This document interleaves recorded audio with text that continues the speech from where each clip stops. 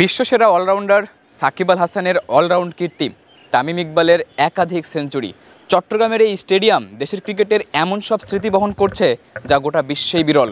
তবে তামিম সাকিব সবাইকে ছাড়িয়ে চট্টগ্রামের একক রাজা বনে গেছেন মমিনুল হক। টাইগার ব্যাটাররা যখন টেস্ট ক্রিকেটে নিজেদের হারিয়ে খোঁজে, তখন শান্ত নদীর মতো সাগরিকার পাশের এই স্টেডিয়ামে উইকেট কামড়ে দাঁড়িয়ে থাকতেন ছোটখাটো গড়নের মমিনুল হক সৌরভ। তার ব্যাটে না ছিল কোনো আগ্রাসন, আর না ছিল হাওয়ায় উড়ে যাওয়ার মতো ছক্কা। তবুও সৌরভের সুবাসে বুঁদ হয়ে থাকত টেকনাফ থেকে তেঁতুলিয়ার কোটি কোটি ক্রিকেট প্রেমী। ঢাকা বলে যাদের নারায়ণগঞ্জ জয়দেবপুর পাঠিয়ে দেওয়া হয়েছিল, তারা দলে দলে ফিরছে বিমানবন্দর সংলগ্ন আশিয়ান সিটিতে। No tension.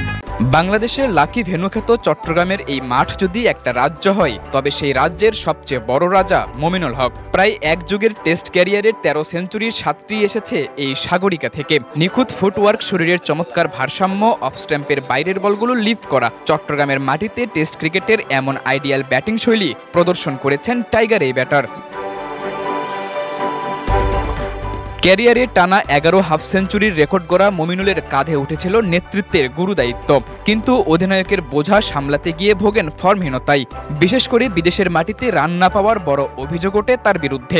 অবশেষে 2022 সালে ছেড়ে দেন অধিনায়কত্ব। এরপর আবারও তার ব্যাটে ফিরতে শুরু করে রানের ফোয়ারা।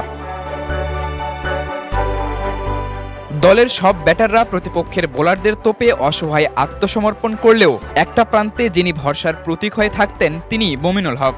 তবে গেল বছর ভারতের বিপক্ষে কানপুরের সেঞ্চুরির পর কিছুটা ছন্দহীন এই ব্যাটার। সাকিব তামিম না থাকায় এই সিরিজে তাকেই নিতে হবে গুরুদায়িত্ব। ভেন্যুটা যখন চট্টগ্রাম, সমর্থকরা তখন তাকে নিয়ে দেখতেই পারে বড় স্বপ্ন। কক্সবাজার থেকে উঠে আসা শান্ত মেজাজের ধীরস্থির এই ক্রিকেটার টাইগারদের সাদা জার্সিতে হয়ে উঠেছেন বড় এক ভরসার নাম। চট্টগ্রামে নিজের নামের প্রতি কতটা সুবিচার করতে পারেন সেটাই এখন দেখার বিষয়। সাদাতুর রাফি, কালবেলা।